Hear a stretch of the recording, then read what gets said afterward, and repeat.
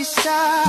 Hindi naman ako nagloko, pero ako ang iniwan mo'y mutya mo. Sige, akuin ko na haran ng mali, kahit alam kong hindi sa'kin nagsimulang mali. Kung mas gumagaan ang loob mo pag ako ang masama, tanggap ko na lang pero wag mo sabihin wala akong nadama. Bakit ako ang kailangan